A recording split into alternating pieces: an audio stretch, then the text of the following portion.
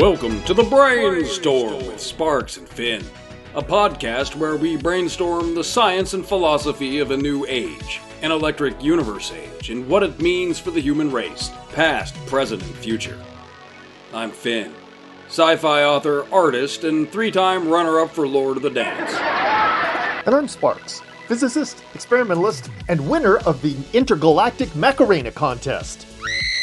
This week we've got an author, researcher, and a guy who knows more about comparative mythology than Congress knows about stock trading. How dare you! The brilliant, the beautiful, Ev Cochrane!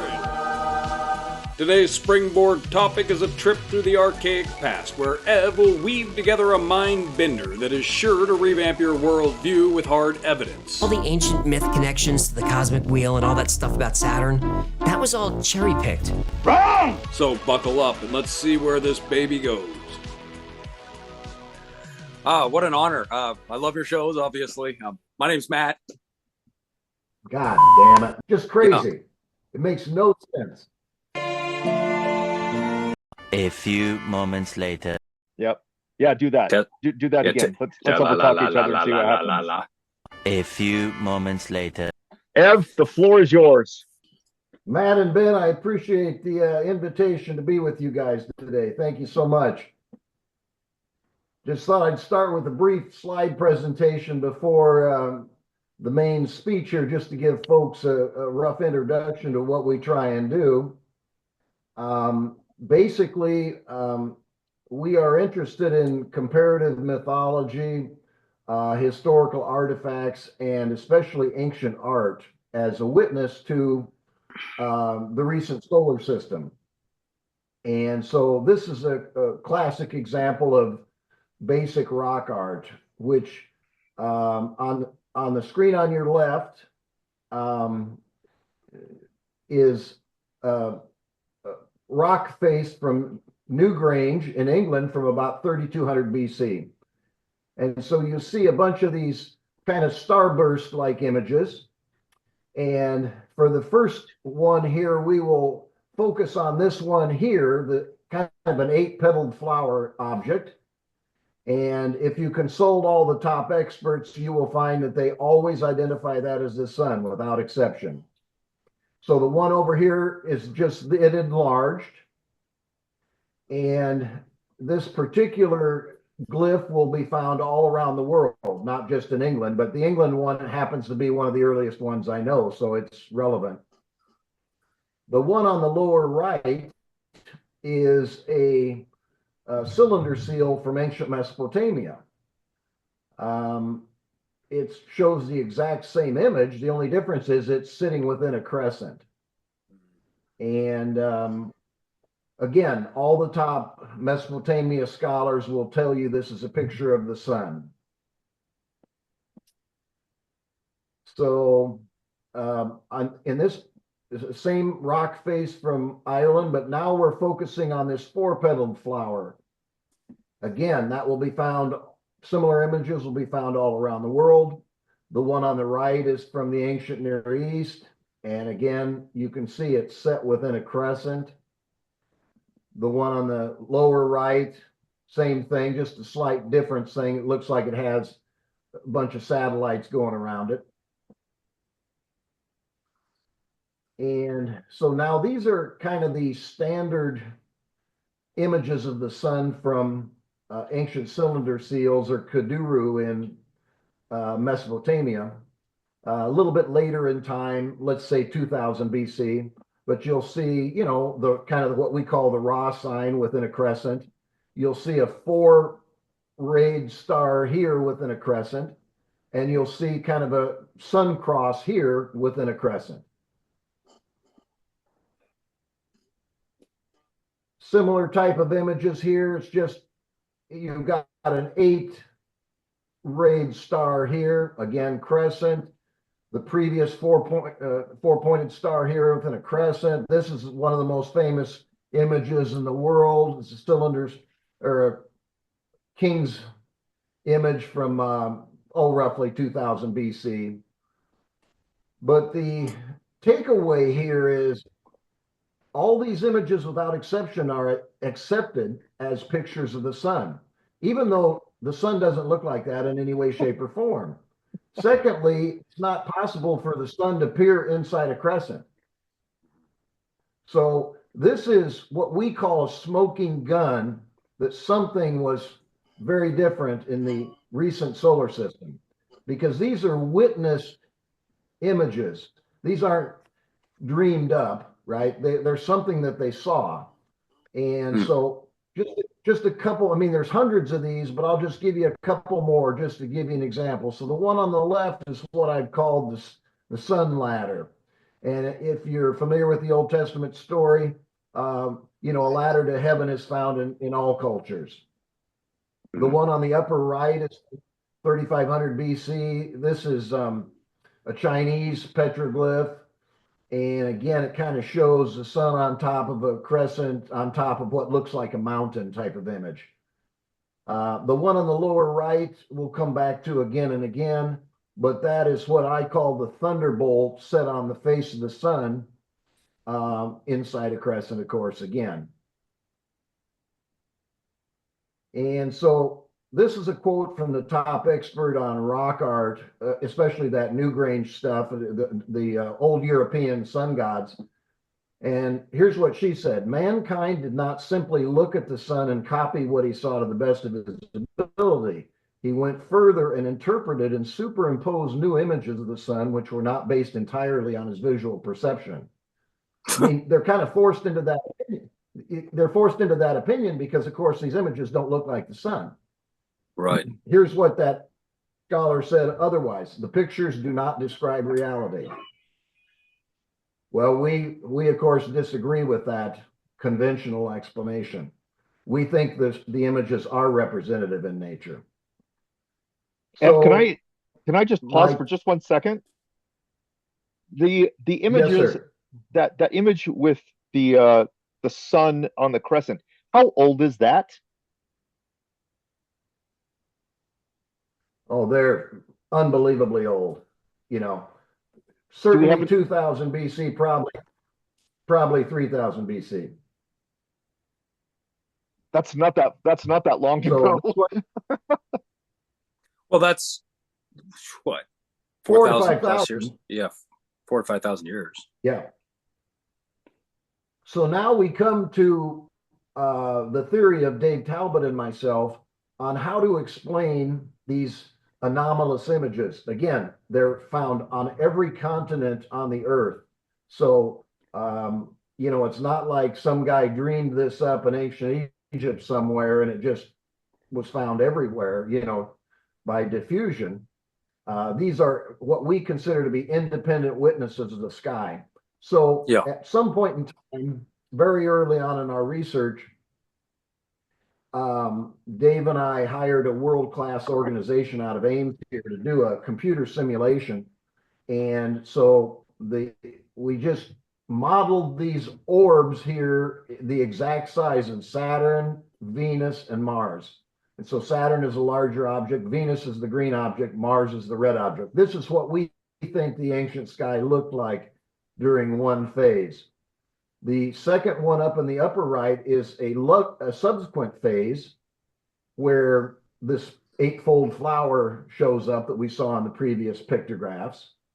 And the one in the lower right is the encircled, or the sun cross, right, where you've got the sun-like image with the streamers sent out into the four cardinal directions. I mean, the one on the lower right is, I mean, it's ubiquitous. It's found everywhere, and it's, you know, an object of veneration around the world.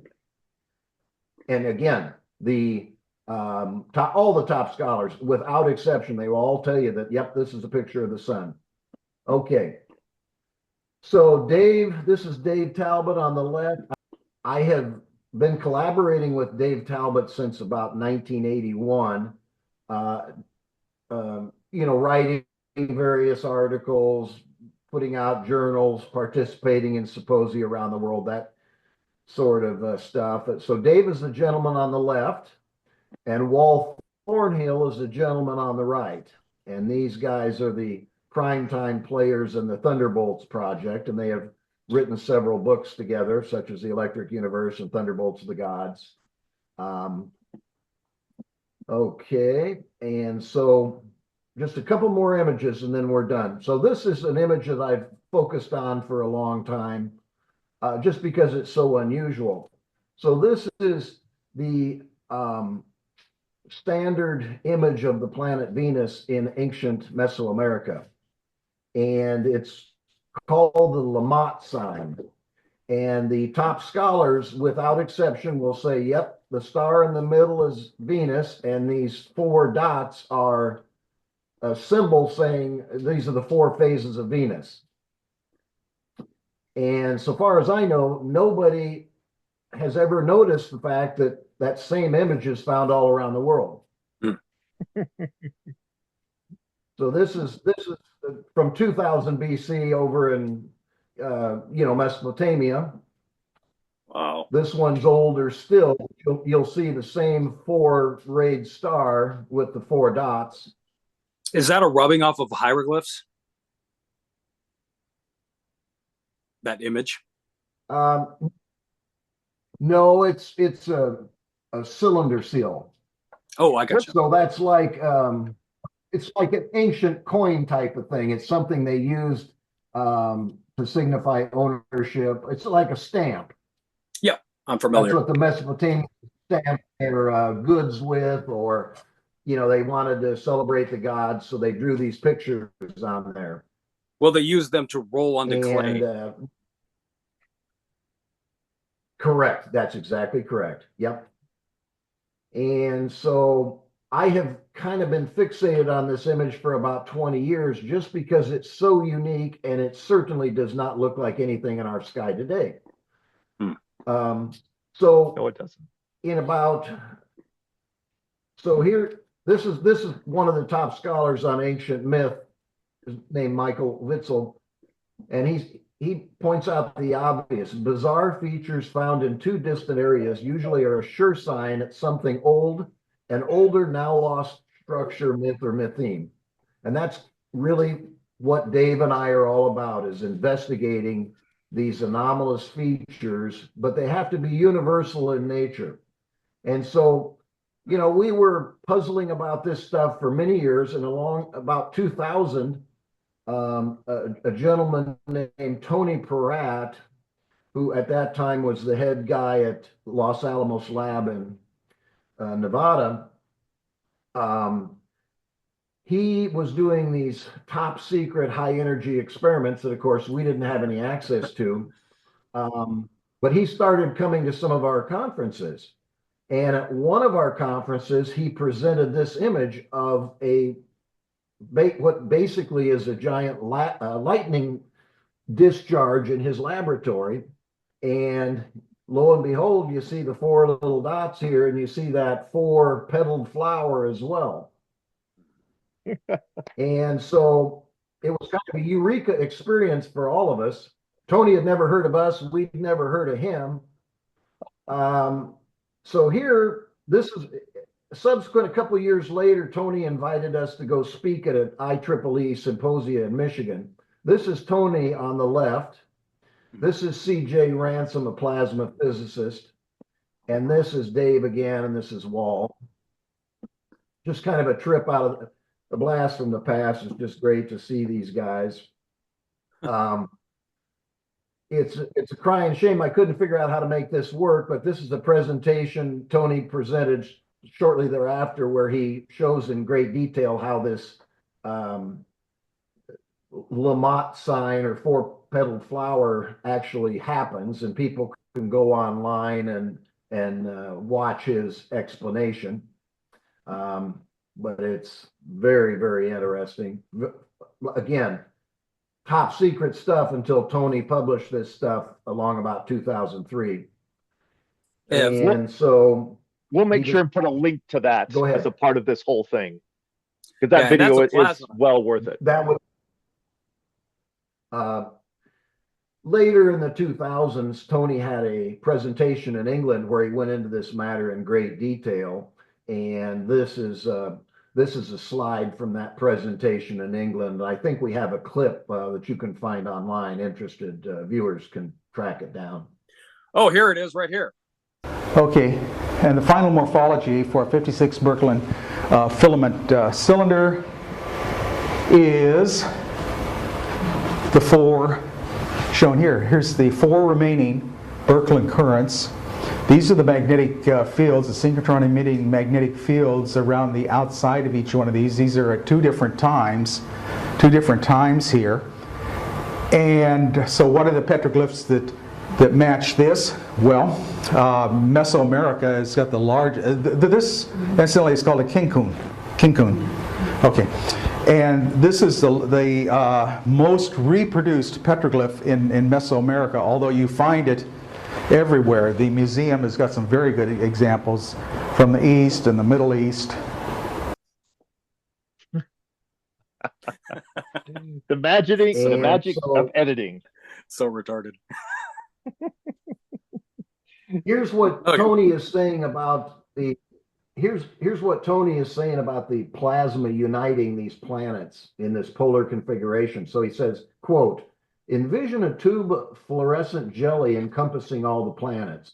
The jelly is plasma and it displays lifelike characteristics, morphing shapes as current pulses travel down it. It is more than fluorescent. It is colorful like neon signs, a plasma, and quite bright, especially where the current pulse is located at any moment. Where it bends to direct the relativistic electrons towards you, synchrotron radiation, it is blinding. A sun would be lackluster in comparison to this. At times and places, the jelly is a fusion burner like the sun, but much closer to the Earth. Finally, imagine a red ball, the planet Mars, coming down the column and shooting enormous lightning bolts at you. At the very least, you would be jumping. I would jump. I would jump. So again, I kind of my favorite image here, which confirms the relationship of the thunderbolt with the ancient sun. And from our way of thinking, it's conclusive proof that the sun of the ancient world, let's say, of the writers, the scribes of the pyramid texts, it is not the current sun. Okay, so that's enough of the pictures. Now I'm ready to move to the next phase if we're ready. Absolutely. Sure. Yeah, let's do it. Well, my question, I guess, first is about that plasma instability. So the quincunx, right? The so 4 dots. If I'm not mistaken, what we're looking at is a Z-pinch in the center. You've got those bowl-shaped magnetic fields above and below the Z-pinch. And those dots are actually, you're seeing the outer edge of the spinning Birkeland current. That is correct. Exactly. Okay. Well said. So this would mean that the Z-pinch can also be manifested. I'll tell you that in that presentation. Oh, say again? Okay. Sorry. So this is what this looks like. The Z-pinch that I've always understood is it's a single column that just gets squished. But right now, it looks like we have 4 columns that are together causing a pinch because they're kind of crowding out. It kind of pinched plasma between them. That's what it looks like to me. Think hourglass. We're looking straight at an hourglass. And the middle is the ecliptic. The ecliptic would be the flower petals that go left and right. The top and bottom line petals would be like the jet.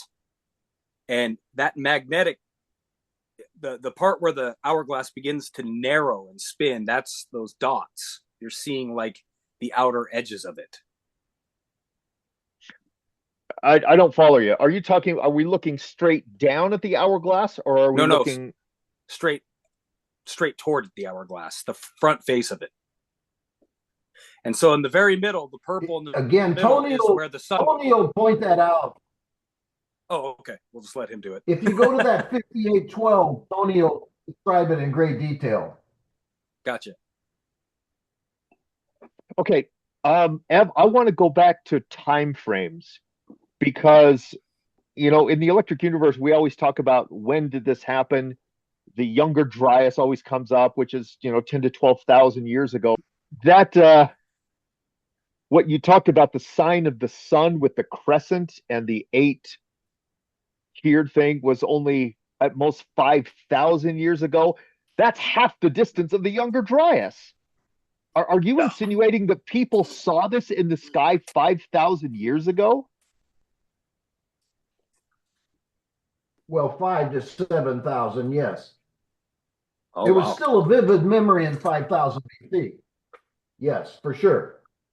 It could be they were being Oh. passed down as religious texts from an earlier time, though, yeah? Well, but the original picture, and that's the reason I showed you the Newgrange picture, you get the feeling that this is almost as it's happening because there's so many different images there, right? Mm-hmm. And it's like, you know, in our well, let's put it this way. We can show the phases over the course of time. I mean, this is obviously before the crescent appeared, but look at the different images here. They're clearly, I mean, this one's before this one, right? Yeah. And this is 3,200 BC. So, give or take a couple hundred years, it seems like that's when it was really happening. And then there's another phase, as they go through these discrete phases where it goes from this flower-like image to more of a wheel-like image, let's say eight rays, and then it goes to 4, and there's, a reason for thinking that's a much more stable phase. And then the crescent comes in a very famous phase where the sun god's ship starts going around him and that kind of stuff. So that would be Egyptian period right there. Anyway. So on this image on the left, the big one, I think you called it the Newgrange image. If you look at it, you can see that there's a 4-rayed star, there's a 6 one, there's an 8, there's a 9, there's a 1, 2, 3, 4, 5, 6, 7, 8. That's a 9. Yep. Which, if these are all depicting the same image over time, maybe, I guess, it's telling me that is clearly in motion, or at least dynamic. Is that a fair assessment? That's what I think, yes. Yeah, you've got Mars and Venus basically ping-ponging between the Earth and Saturn, and the plasma structures are changing as they move, yeah? But look at this. That's exactly correct. If we assume that the black dot in the middle of all these images here in the Newgrange image is Mars, it's depicted as not changing size or position. It's just the rays that are changing, which really tells an interesting story if you want to do that. That would almost suggest that Venus is the one in this image that's doing this. Mars is sitting still and Venus is going, woo! We've gone into this in great detail in a number of publications, but yes, the petals or the rays are actually extending outwards from Venus and they're going up towards Saturn. And there's reasons for thinking that to be the case, but you're exactly correct. There are subsequent images we could point out where all of a sudden Mars gets bigger and it leads to a different type of formation. Right. But this is, Would I be correct in saying that what the ancient people might have been seeing with these flower petal arrangements is they're literally looking directly down a tube of plasma? That's the way I see it, yes. Yeah. And so when Venus and Mars get too close together, the plasma becomes disheveled and crazy, and that's when your Athena turns into Medusa, and you start to get all the craziness and catastrophe that's happening, probably because Mars is now too close to Earth, or it's now too close to Venus, and there's discharges happening. You hit it right on the head. There's certainly a period of what we would call instability, where Venus is ejected from this column and goes on this chaotic orbit where, the famous myth is the Eye of Horus in Egypt that causes this tremendous catastrophe. And it's exactly mirrored by the image or the myths of Inanna in ancient Mesopotamia, where Inanna is clearly identified with the planet Venus, and she goes on this rampage and causes all these disasters. Swimming in the blood of phase that mortals. precedes this. Exactly, that's correct. Both the Eye of Horus wades in the blood, and so does the planet Venus in Sumeria. So, I mean, the parallels are many and exactly precise. Now, and of course, if we had all day, we could show that the planet Venus in ancient Australia, as well as in ancient Mesoamerica, it's identified as a flower in heaven. Mm-hmm. Now, looking at Venus today, would you ever be inclined to think of a 8-petaled flower? No, not at all. No, obviously not. But again, it's a universal theme. Yeah, it's pretty hard to not. Do you ever debate mainstream guys? I mean, what do they say about this?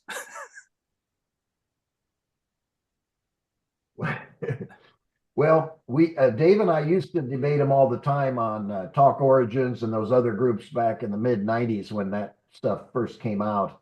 And you absolutely cannot get them to engage you on the evidence. They just, they'll just come right out and say these guys are creationist nutcases and they don't know what they're talking about, and that's the end of the conversation.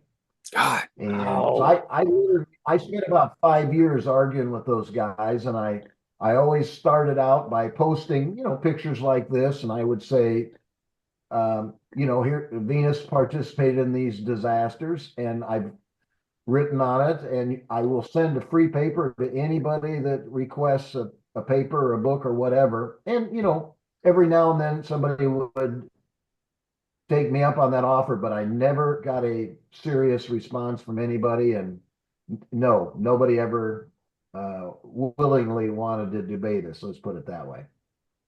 That's nuts. Yeah, even on the Y files, they tried to say that it was cherry picked, but I've seen enough examples. I don't see how you get cherry picked out of.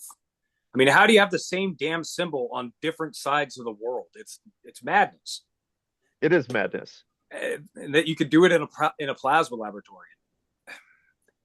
And for anybody that doesn't know, we're discussing the proto-Saturn theory, and I'm with you, Ben. One of the most important things I think to that theory that really is hard to visualize for me is a timeline. So we had Andy Hall on, and he's talking about mountain ranges being basically risen in 10 seconds, canyons dug out in 10 seconds. And he was theorizing this happened right when Saturn, or Ouroboros, enters the sun's domain. They become electrically aware of each other. There's a solar flare that blows off the atmosphere. You have massive cataclysms. Mountain ranges are formed. But then you've got this period where Saturn is flying toward the sun. At some point, it spits out Venus, but I assume at first maybe it was just Mars and Earth, but maybe Venus was spit out right away. But how long were we following?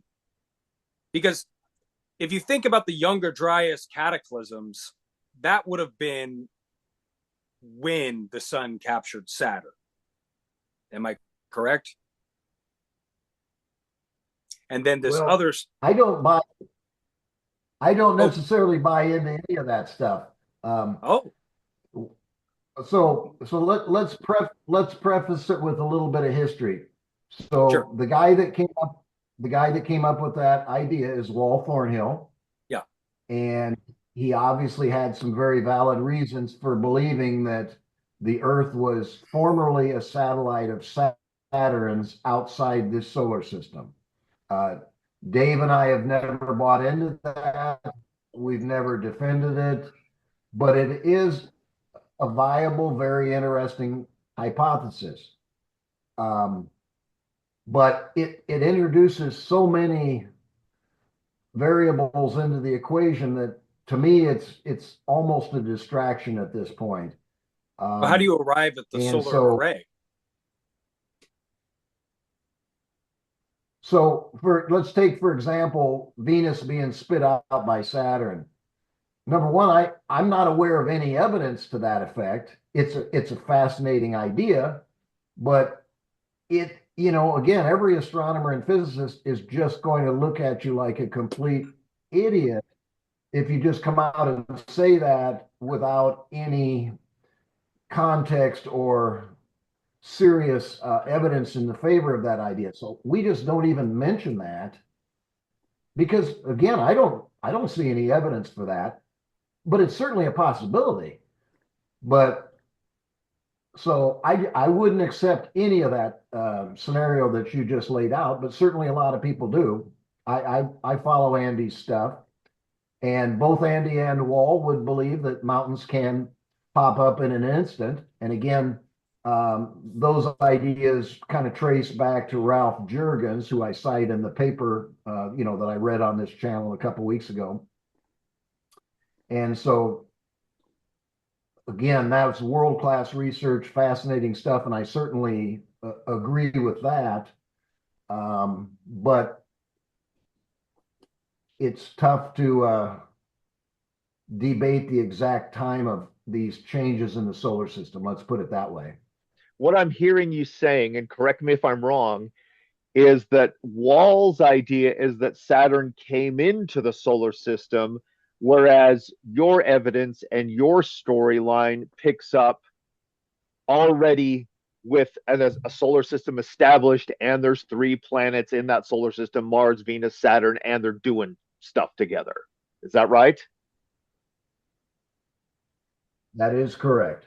Okay. Yes. And see that. Let me preface. Just to clarify, let me preface my comments.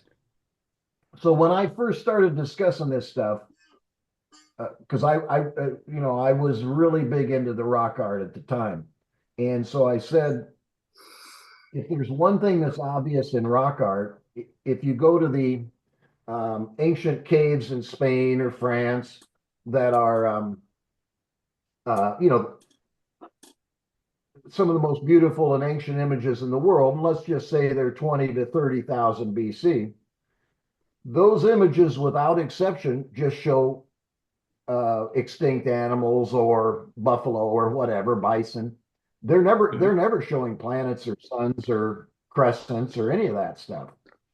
It's only so those pictures are in the Paleolithic.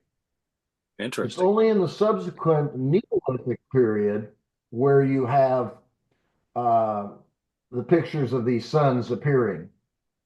And so that is the relative dating that we would focus on.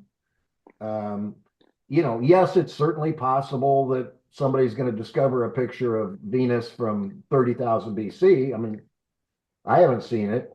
That's certainly a possibility. That's interesting. But all we know for certain, those pictures start showing up in the Neolithic period. Very interesting. Okay, just subject of the.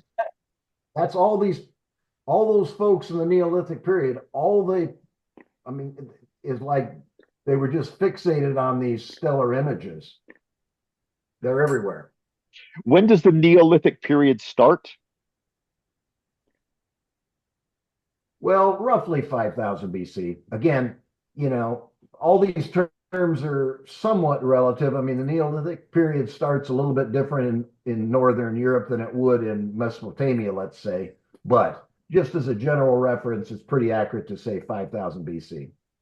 So that brings up a point that you and I have discussed previously, that even if we can just leave Saturn coming into the solar system or not, we'll just leave that aside.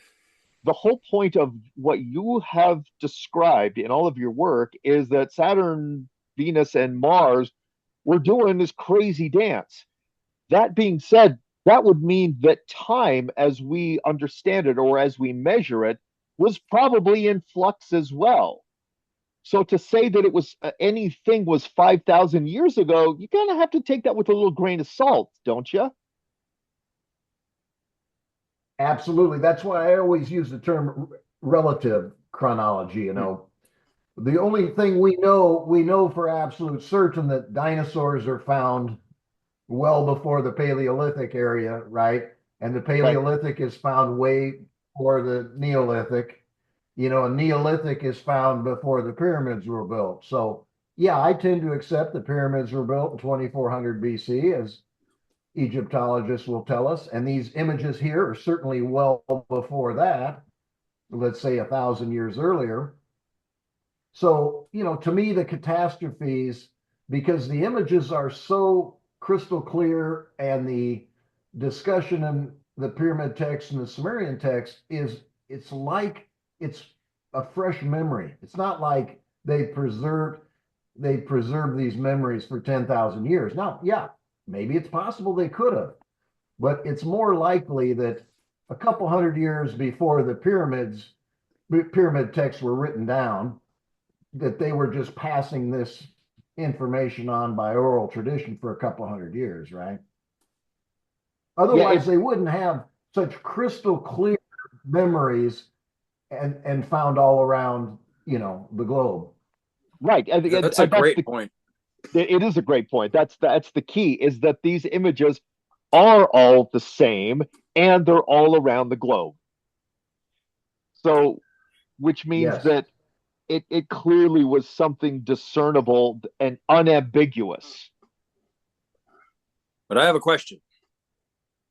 How would the planets get lined up in a normal solar system as we have now, so that you've got these planets all in a row? I mean, I can understand it when we're following one planet into a new solar system. That makes sense to me. But once we've got our circular orbits, how do they get lined up like that? Your guess is as good as mine. Fair answer. Again, I don't, yeah, I'm not an astronomer or a physicist, so I leave those issues to people like Tony Peratt, you know, and, you know, he maintains it's possible.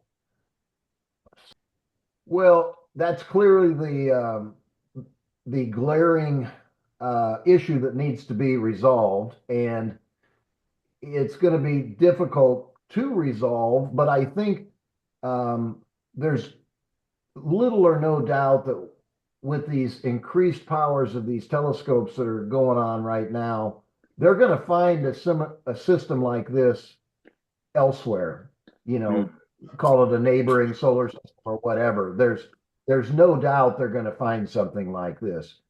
And the closest parallel, perhaps, is that comet that crashed into Jupiter, I don't know, 20 years ago or so. Shoemaker-Levy 9. Where, yeah, it kind of fragmented over a period of days or weeks, whatever. And so you saw kind of multiple rocks in a row going into Jupiter. And so you did have kind of an alignment for a short period of time there. So who knows? But to me, there's just no doubt that one of these neighboring solar systems is going to show planets in a synchronous orbit in a polar configuration. I And agree. once that happens, then our case will be made. But until that happens, yeah, that's a problem. So this was one of the first things that I talked to Wall about, and you know, he was of the same mind that we still don't know, but this is what it means. And this is what, when I did this a few minutes ago, this is what it would have to look like, where my elbow is our present sun, my fist is the earth, my arm, of course, is the ecliptic, you know, that rotates, you know, the way we know it. And then the polar configuration is this, Yes. where this elbow is Mars, this would be Venus, and this would be Saturn. That's what it would have to look like in order for a crescent to appear on Saturn. Because what caused that crescent? Well, apparently it was our sun, our current sun. And that's the only way it would do it. So it was this. It was doing something like this, and then this broke up and started doing all sorts of crazy stuff. And you're right, Ev, we haven't seen that anywhere yet. Does that mean it's impossible? No, I don't think it does. Well, if you've got it shooting toward the sun, the sun would begin to illuminate part of the The planet as we got analogy closer. Sorry. The analogy I use, being an old geneticist, is that when Darwin came out with his theory in 1859 of evolution, he was offering a historical reconstruction. Yes, we don't really know how these animals evolved into subsequent forms, but here's the evidence for that. Previous whales used to have legs, they used to walk on the ground, that kind of stuff. And you can follow them over the course of time. The one thing he couldn't explain was, how does heredity work? He had no clue about genes, of course. He was just offering a historical reconstruction and fill in the details later. That's essentially what Dave and I are doing. We are taking the history as revealed in the ancient myths, the ancient artifacts, and the rock art, and offering a historical reconstruction, knowing full well that we don't have all the answers yet, just like it took Watson and Crick coming along in 1953 to solve the problem of how heredity works through DNA. We fully expect, I think that's wonderful. Watson and Crick. I don't think a lot of people know, Ev, that was what your professional training was as a geneticist. Because if someone just walks into the EU and they see you, they think, oh, Ev is a mythohistorian. And it was just by getting to know you and doing a little bit deeper research, I found out, oh, geneticist. Okay, let's talk about that. It was funny when I was on those news groups back in the 90s when the internet first came out. Once people found out that I was from Iowa State, you had everybody and their brother, especially all the astronomers at Iowa State, distancing themselves from me. And it was pretty humorous. It led to quite a backlash against Iowa State, just because I was affiliated with it. But anyway, it was very entertaining at the time.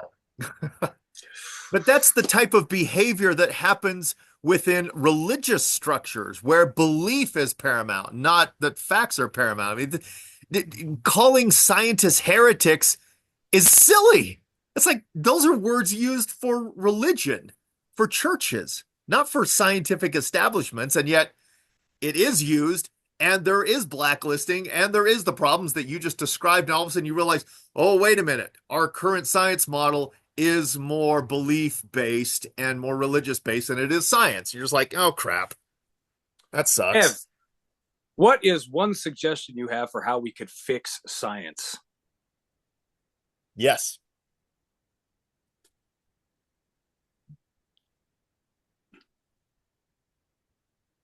Genetically, sky. More critical judgment. That's a lost art. More independent thinking. That's a lost art.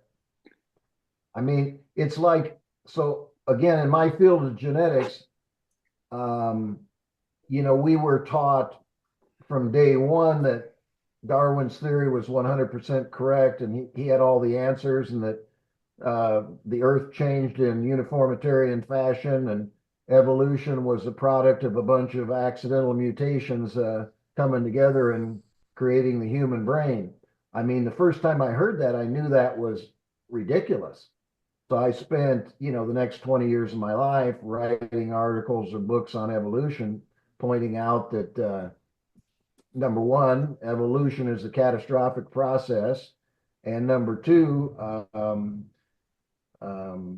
purpose and feedback between the body and the mind directs evolution, not a bunch of accidental mistakes in the DNA. But again, it's only in the last couple of years that anybody else has started offering similar ideas. It'll take a while for the revolution to happen, but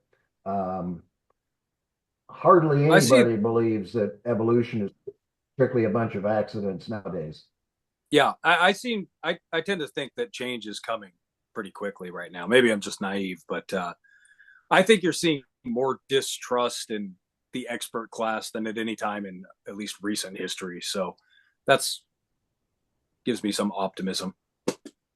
I think ultimately what we're up against is paychecks and government funding. I don't see how the expert class is going to let go of mainstream views when they're still making, six figures to hold those views. I don't know what the solution is, though. What I would say, this particular week, for example, Ben put me onto this Michael Levin guy at Tufts, and this guy is an absolute superstar. I mean, he's talking about what I would consider the science of the future. Now, my guess is a lot of people would view his stuff as heretical, but that is the direction that biology is going. And as they continue to come up with success after success, not only in the field of medicine, but in the field of prediction on what is happening over the course of time in biology, it's going to be inevitable. So there is hope. There is reason for hope that there's more Michael Evans out there, Yeah. And I think the more people that hear about this stuff, the more Michael Evans will create themselves. Let me go back. Let me go back. Ev, you and I were talking about Stephen Talbot, who is Dave Talbot's brother. Everyone knows Dave Talbot. Not too many people know about Steve, but you put me in touch with him. I was able to email him, and we've been having a correspondence over the last few days. I asked him because he's also in biology. Yeah, I got him. Let me read to you a statement, just one sentence of what he said in one of his papers. I've got it right here. Let me pull it up. He said at the beginning, this is like in the first couple pages, this was kind of a synopsis of his intro. He said, "This will be a matter of showing that in a primary sense, the life of organisms explains evolution rather than being explained by it." Which is exactly what you just said. It's essentially that the environment or the nurture is what is the driving force of evolution. It's not some random mutation crap, cosmic rays, whatnot. Almost like I would adaptation. go one step further. I actually agree with Stephen on many fronts. He's just a brilliant thinker. But the primary point is the organism itself directs its own evolution through its behavior. It's the one selecting its environment. I mean, it's the one modifying its environment, So it's not just a helpless bit of flotsam floating around the ocean somewhere or in the cosmos. It's an active participant in its own evolution. And that idea is becoming, it's being heard more and more nowadays. Whereas when I was in school, that would get you laughed out of any school in America, I don't know why isn't that just adaptation? No, it's bigger. It's bigger than that. It's adaptation based on a need. Like straight evolution is just random changes, and then the best one that promotes survival wins.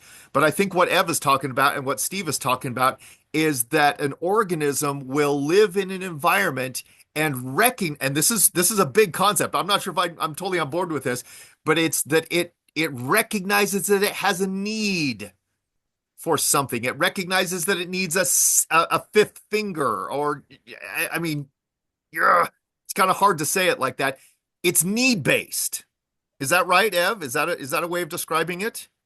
It's not random. It's absolutely need-based. It's purpose-driven. Behavior is purpose-driven.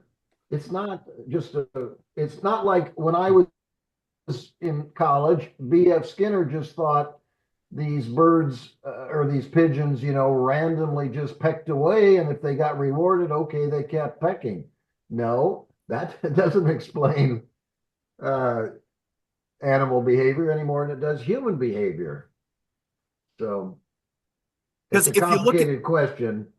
It is. And if you look at it, if you analyze evolution as just random adaptations, as Matt said, and the random, and then all of a sudden you realize that the beaks of finches take on a whole assortment of different sizes, and the one that works the best is the one that stays. That process could be longer than the actual lifespan of the entire species itself. So if you reason it out, you're like, wait a minute, it almost can't be just random. It has to be need-based. Otherwise, the species wouldn't even survive. I had this bird that saw its reflection in my window, and every morning at about 5 a.m., it would come flying down and smash its face into the window again and again and again. And I wonder if that's how woodpeckers evolved.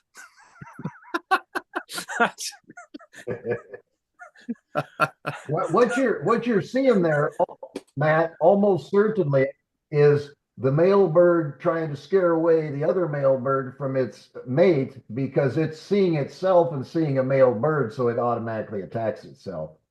Yeah, get this. Finally, not one day it smacked into the window and falls down into the garden. And I go outside and I pick it up, and my little girls are watching, and its head is hanging there. Oh, And it takes off and flies off into the woods. And I'm trying to tell my screaming children that it's going to be okay. And I wonder what it evolved to. No. Hopefully a much smarter bird. Yes. Right. The thing with my for everyone who's not familiar with Michael Levin's work, what the thrust of it, if you were to just boil it all down, is that electrical fields are present in an evolving organism or in a growing organism. And when those electrical fields are changed through whatever means, so does the organism. Yeah. Was it Michael Claridge that did the presentation about how when you lose your hand, you still have the ghost of feeling where your hand would be? And if we look at it through an electron microscope, we actually see the electrons that would be in your hand still in place. I don't think that's a real thing. Oh, bad experiment. Ev, what do you think? I wasn't aware of that either. That would be interesting, but I wasn't aware that was true. What I took from it was that form was an intrinsic part of matter, and that the form actually precedes the matter, and that plants do the same thing as they grow. They stretch out their electrical footprint and then fill in the matter. Okay. Ev, we've talked about this because this is starting to get into the morphic field of Rupert Sheldrake. And as I remember last time we talked about this, you said, no. Is that right? I just assume not discuss that on this Okay, that's particular subject. That's I fine. haven't even looked at that. I haven't looked at that stuff in 30 years, since he first put his book out. So that's fine. But you are correct. Yeah. However, there might be a version of that is in the material realm and not out in Ooga Booga land. And that was described or shown in the Sapphire video, where the guys who were doing the Sapphire, they had the anode there and they brought the Langmuir probe up, but the cameras showed that the plasma was in dark mode, meaning no light. There was no light, but they were just still bringing the probe in. And on the readout, the readout showed that there was a voltage profile. A voltage profile just means that there was a readout on the screen, and the readout traced out basically a weird letter M. But what was interesting is they had only seen that voltage profile in plasma in glow mode. They didn't know that it was in dark mode plasma, which means it goes back to what Matt just said, is that there might actually be forms in plasma that precede the physical manifestation of it, or at least the visible manifestation of it. So maybe. I might add to that. It could be that it had the signatures of glow mode, but did not have the energy to produce the glow mode because the tungsten Langmuir probe sucked all that energy off, which caused it to vaporize or whatever happened to it. Maybe it's floating in space somewhere. I don't know. Ev, okay. Let's go back to geneticist. You've worked in that field, yeah? Tell us what you've done. Oh, I really didn't work in it that much. I was lucky at Iowa State after graduating from college, I wanted to write this book on evolution, and I was lucky that Iowa State had a phenomenal professor named John McDonald, who's today a world-class geneticist, and he's currently at the University of Georgia. But anyway, I took all his classes, and he let me work in his lab, and Wow. we designed did some of that stuff. So yes, I was a working geneticist for a couple of years until I ran out of money as far as school loans and that kind of stuff, and then kind of became an independent writer. Let's put it that way. In retrospect, I wish I could have gone ahead and got a PhD under John and followed him into academia, but it just wasn't meant to happen. Well, I think you had more important things to do. I was very lucky. John's just a great guy, and as a matter of fact, folks can go online right now and read his latest article on evolution, which is just phenomenal stuff. But it's cutting edge, talking about how adaptation happens and the interface with cancer and all these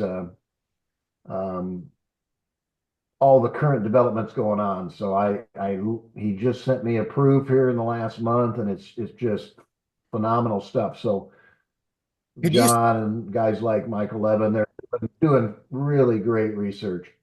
Can you send us a link to that? And we'll, if he's okay with us sharing it, we'll share it as a part of this podcast. Because I would like to read it. That'd be awesome. I've got a question. Yeah. So as somebody who's been finding these symbols all over the place and probably giving this all quite a lot of thought, what are you seeing when you look up into space? What is your origin story of it all?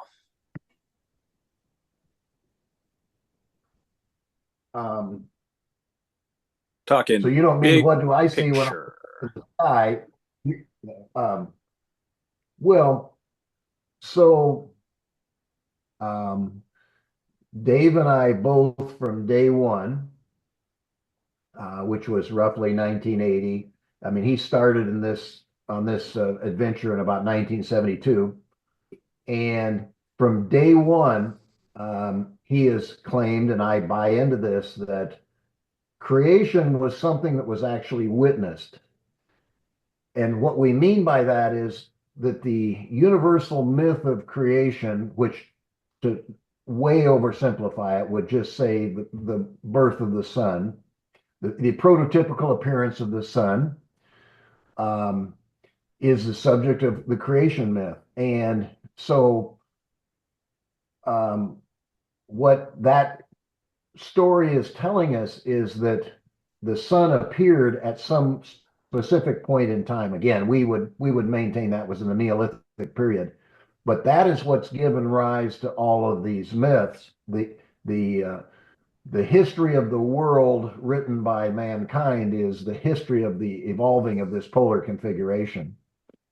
And so that's my origin story, and my next book will be outlining the various phases of that creation story over time. So, Yay! You have that'd be cool. You have the prototypical appearance of the sun, you have the separation of heaven and earth, you have the formation of those four streamers going to the four cardinal directions, you have the appearance of the polar mountain or the polar ladder, and you just go right on down the lane, to the different pictographs that I just got done showing, and you can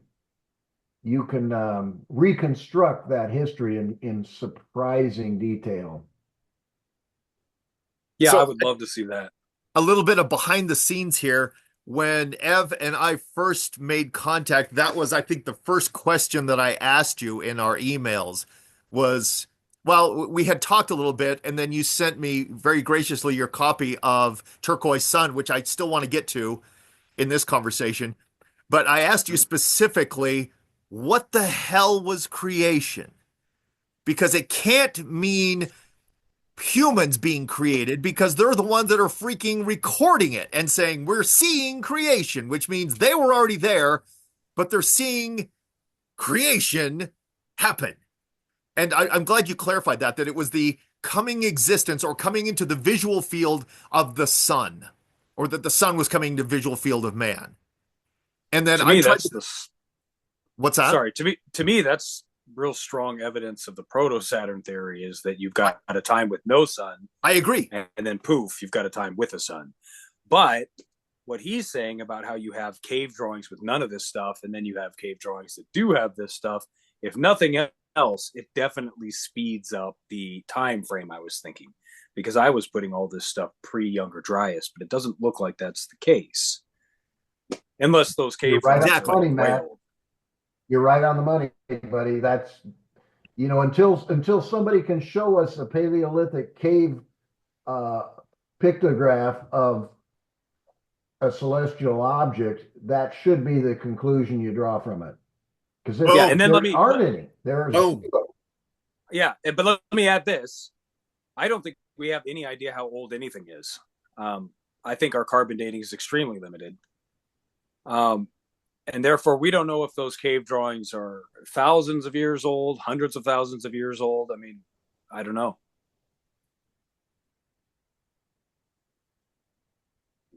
This is they're something. earlier than the Neolithic are, put it that way. Yeah, But yeah, we I have hear- a I take linear your path. I take your point, and um, it is very difficult to radiocarbon date in a world of planetary catastrophes. Let's face it. Yeah. Planetary catastrophes that had an electrical, a very definitive electrical component. Yeah, but I always maintain that it seems to me, and this is kind of goes to evolution, like you're saying, evolution isn't random. There needs to be a need. Well, if we were in an environment with no day or night, no sun, no moon, you're not going to have the catalyst for human intelligence like you would when you've got pronounced seasons, harsh winters, and now humans have to store their seed crop or they'll die during the winter. That seems like a really good catalyst for IQ. So it could be that those cave drawings that we're seeing that don't involve the sun or the moon, and they're only showing animals just because they couldn't see the sky because everything was this purple haze, whether that's because we're around Saturn or for some other reason. The atmosphere had to have been different in some way. Otherwise, how do we have dinosaurs with like a diplodocus with a 200-foot neck? Yeah. It was and calm. 500-pound. It was calm. Everything was calm. That's the garden. Isn't that the Garden of Eden? The Garden of Eden, yeah. Verdant plant and animal life, animal and plant giganticism, plants and animals that don't have wind dispersal but grow very well under purple light. Those are the kind of things that convinced me that there was at least something different about our environment back then on a large scale. Speaking of light, let's go to turquoise light. Ev, tell us about the turquoise sun. Tell us that's your new book. It's already out. It's just came out this last year, in the last few months. Tell us about that. Well, basically, it just expands upon these ideas that we've been talking about, and tries to take the earliest literature of ancient Egypt and Mesopotamia and describe what the sun looked like in those days, 2500 BC roughly, and the consistent image is of a turquoise colored sun, and that is reflected not only in descriptions of the ancient sun god, but of language itself. And so we haven't even talked about language yet. We've just been focused on these petroglyphs, but our theory was really a holistic historical reconstruction where you can't just dream up something about rock art or something about planets zooming around. It has to be recorded and or encoded in language. If this stuff really happened, it has to be encoded. So one of my favorite examples is the oldest Sumerian word for sun is Ud, U-D.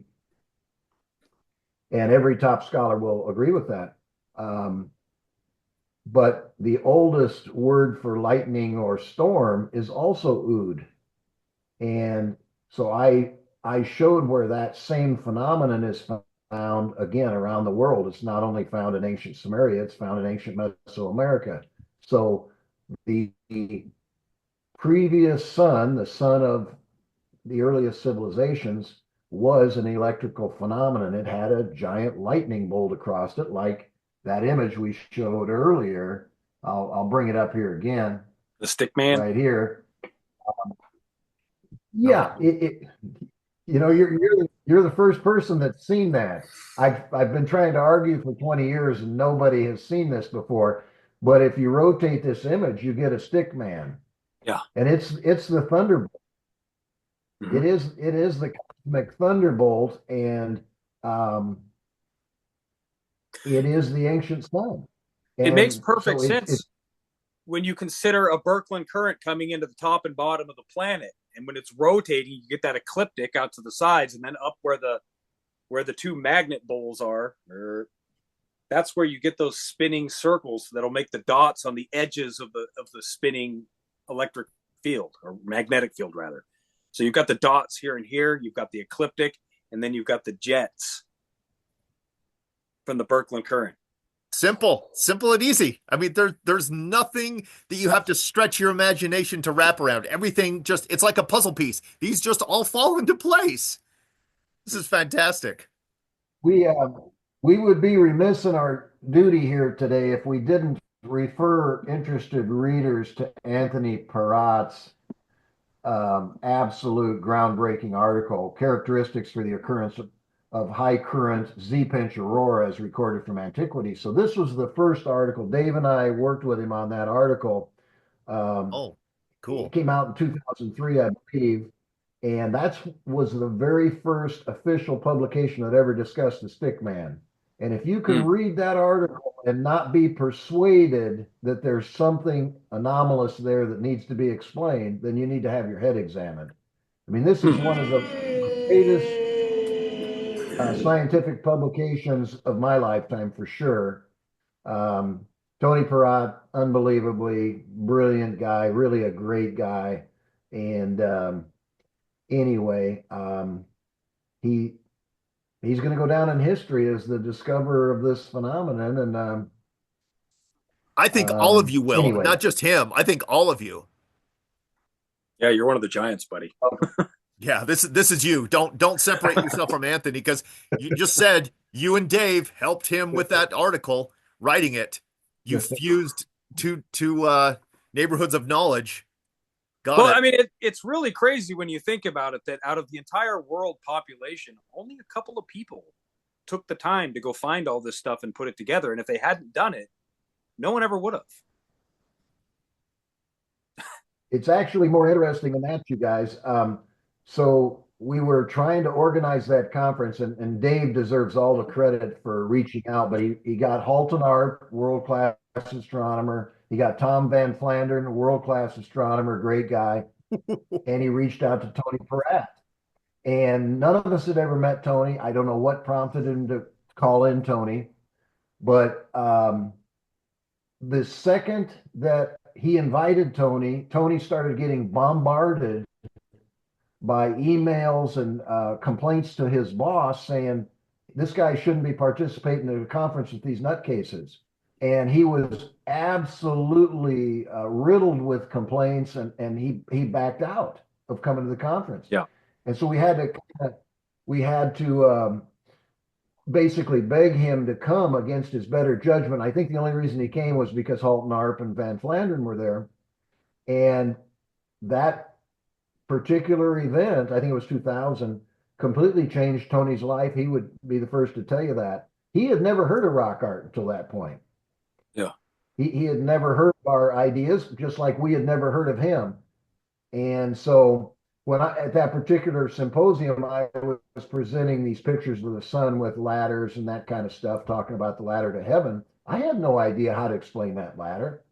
Zero. All I was doing a historical reconstruction. It's only when Tony came in and said, oh yeah, that ladder makes perfect sense. It's these toruses on a polar axis. I get that in my laboratory all the time. That's This. a double And layer. that happened in 100. Pardon? So if Earth is a spherical capacitor with double layers coming off of it, just like you see in clouds or other electrical effects, Sapphire. those latter steps are that double layers that are forming off of the cylindrical capacitor sheet, right? Or capacitor sheet, whatever. By the way, I'm not trained. That's actually a good. See that.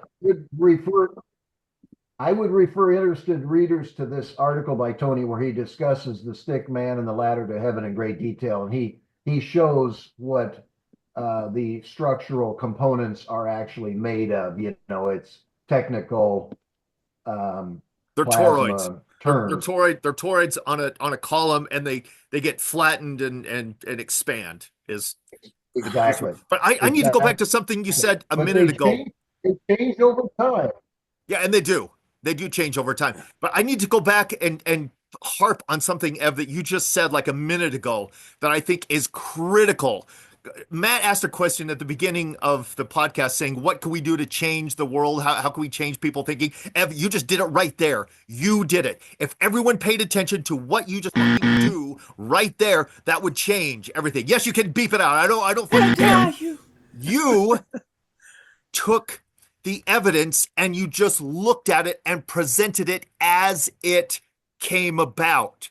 You didn't try and make up a story. I mean, you ended up putting together a narrative, but ultimately, when what you've always done ever since I've known you, you've done this consistently. You've just said, what are the facts? And then you set them out. You just look at what's there and you focus on what's there. And secondarily is the narrative. That comes later. You don't focus on that. You focus on the actual facts. If more people would do that, the world would change instantly, just like that. I love that. Oh, yeah. Yeah, but the point is they don't do you that. You are so right. If you go back and look at my speech I had with you guys a couple of weeks ago, you'll find that the very first sentence says that in mythology, as in any other scholarly or scientific activity, it is important to recall that the datum itself is more important than any theory that may be applied to it. So Dave and I are most interested in collecting the data, looking for anomalies, and offering a historical reconstruction first and foremost. Yes, we kind of speculate what's behind that, but we leave it to others like, experts like Tony to point out the physics behind it. Let's put it that way. That's the second thing that I want to point out that I want everyone to pay rapt attention to. Focus on the anomalies. Current scientific thought in any field of science tends to discount or ignore the anomalies.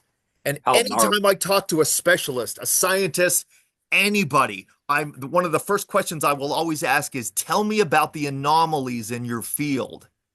Because ultimately an anomaly, the way that humans treat it is that's where our ego gets in the way. Or like, well, here's something I can't understand. So what am I going to do with it? Am I going to show it to everybody? No, I'm going to throw it away and ignore it. You're like, fuck you, don't do that. I liked your suggestion about why do we even need a model? Why don't we just interpretate data? And when I asked Michael Claridge the same question that I just asked Ev, his answer was the same. He said what the electric universe needs to do if they want to become a viable model is to start interpreting the raw data through the electric universe. Rather than trying to counter the model as it's being presented for the mainstream, we need to get the raw data and say, does this falsify the model? How can this be explained electrically? Do experiments to show how it can be done. Agreed. Which just requires a lot of people. And right now it's just you, Ben, so you better get to work. So Ev, I said the name of your book wrong. What's the actual name of the Turquoise Sun book? I think the case of the Turquoise Sun. I've read it. Great book. Can't. I ran out of words to explain it. I can't recommend it highly enough. And you said you're working on. You said you're working on another book. What's that about? The current book is on the planet Mars and ancient myth and religion, brought up to date. And then the one I referenced while we were talking a couple minutes ago is I've got a book outlining the history of creation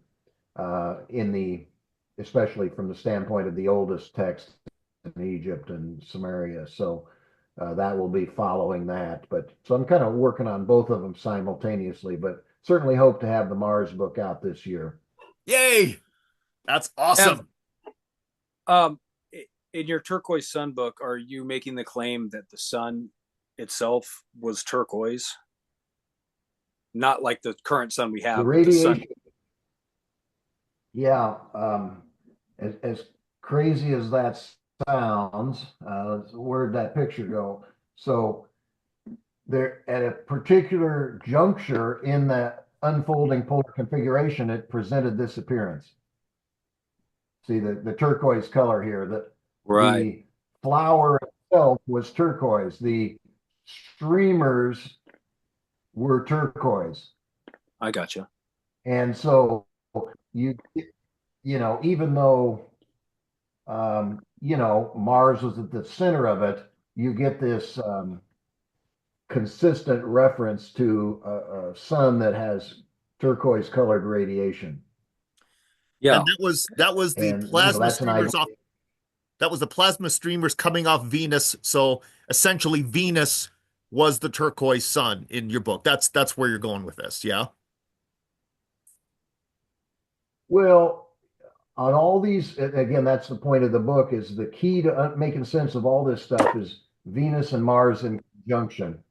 So you always have Mars in the center of, quote, the sun, but it's also Venus behind it. It wasn't like these guys were astronomers. They weren't, saying these are separate planets or anything like that. They were saying, this is our sun. This is our number one God. And he's got a red heart in the middle, and he's got green rays or green flower petals extending outwards.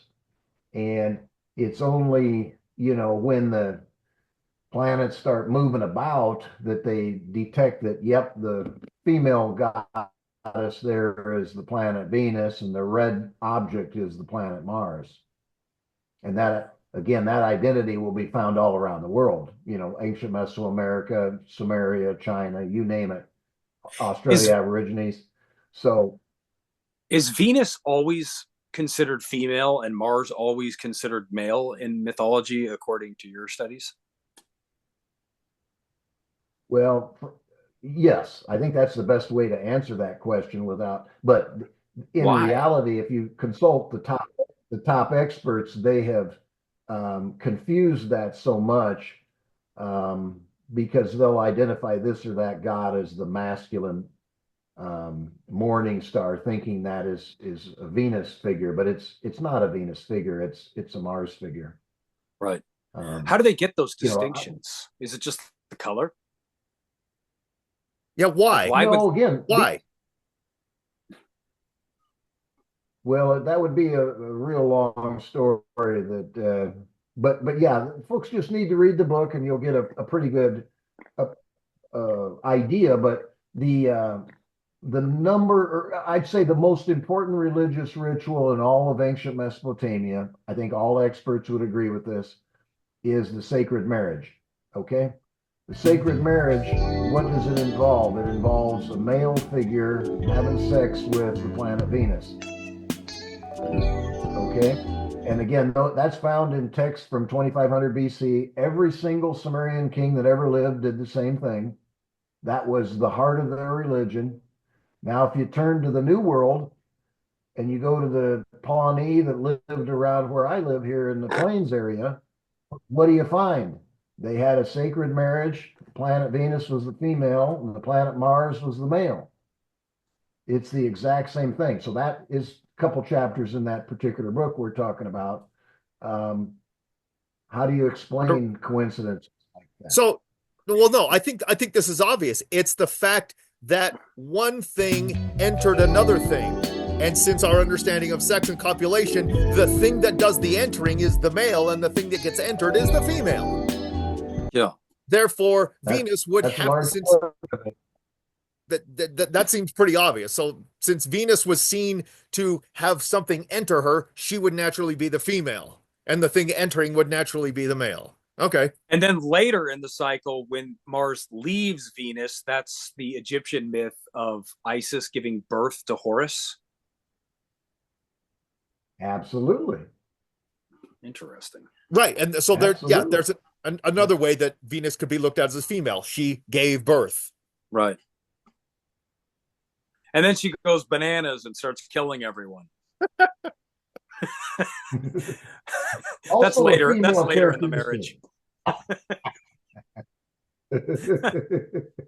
Is there a divine divorce? Poor Horus gets stuck with child support. Oh, they cut it. They did cut his dick off, I guess. How dare you? I would take divorce rather than that. Well, ancient divorce, you know. Johnny Bobbitt from ancient Egypt story. There you go. It's and there's Lorraine Bobbitt in court arguing in front of the judge. But Your Honor, it's not without precedent. Yeah. So this show is Mars and Venus. Oh man. So this show is part philosophy too. So when I look up at space, I theorize that I'm looking at the molecular structure of a giant brain. And now we've seen these fields of quasars that turn off like in strikingly quick amounts of time, like hundreds of years, if that. What do you see when you look up at space, I guess? What do you think it all is? Are you a straight creationist? There's a God doing it? Just curious. The opposite. I'm at the opposite end of that spectrum. Okay. So, Yeah, me too. Like atheist, you mean? I see no reason to think there's Yahweh up there pulling the strings. Atheist has such a bad name, but all it means is that we just don't believe in things that for which there's not evidence for. That's all that means. That's all that means. Well, that would be more agnostic. It's like, why would anybody believe something that doesn't have evidence for it? That's just. We might have to cut this out. No. This is great. If we want to have an audience, yes. But I usually describe myself as a more obnoxious version of Christopher Hitchens or Bill Maher, if you're familiar with their books. Yeah. I was agnostic for years and years, but I don't know. I'm starting to believe more, I guess. It's just, the light of life, that blew my mind. The way the DNA assembles, if you run the current of the earth through it. But that's pretty wild. That's and we're kind of coming full circle. Well, that was Michael Levin. That's what he showed. That was his work, was that when you add an electric field to something, all of a sudden you get, and dare I say it, a mechanistic creation. So, you don't need some ooga booga force doing it. You just take something that's already existing in the universe, an electric field, and you apply it in the right area, and all of a sudden you get change, transformation, life. It's the apply it part that's getting me. Like, who's doing the application? Okay. Who's doing the applying? Why does it do that? It's tough. I have a hard sell on the random chance thing, I guess. With given enough time. One thing I meant to say earlier is it'd be nice if we could have some kind of a disclaimer on this particular presentation that if anybody wants a copy of that speech that I gave a couple of weeks ago, where everything is footnoted, and then go check it out themselves. All they got to do is drop me an email, and I'll be happy to send that out to anybody that's watching this show. Oh, sure. Yeah, we'll stick that in there. Well, absolutely. We'll do that. I would, absolutely, because when you see these folks on these YouTube presentations, you don't have any idea if they're just speaking out their ear, or whether there's any evidence or any other serious people believe this stuff. And that's why I try and footnote my material, all my statements, like Inanna was Venus. I cite the top scholars. Nobody has a doubt about that. And so it's nice for people to be able to double check that you actually know something, about ancient myth or ancient rock art or whatever, rather than just dreaming this stuff up on the spur of the moment. Exactly. All righty. Ev, this has been absolutely fantastic. Thank you again for doing your presentation again. I'm glad we got it out. Glad we got it on tape, as it were, better. Thank you so much. Cool. Well, thank you, Ev. It was a great honor to meet you. Yeah, I really appreciate the opportunity. I look forward to getting together with you superstars here in the fall, hopefully, when you organize a conference. Yep. All right. Count on it. All right. Thanks, guys. Have a good day, everybody. Thanks for listening to the Brainstorm with Sparks and Finn. Hope you learned something new or found some food for thought. If you did, take a second to smash that like and subscribe button. Consider joining our Patreon to help Sparks and I spread the word. And then join us next time as we explore this amazing electric universe. Cheers!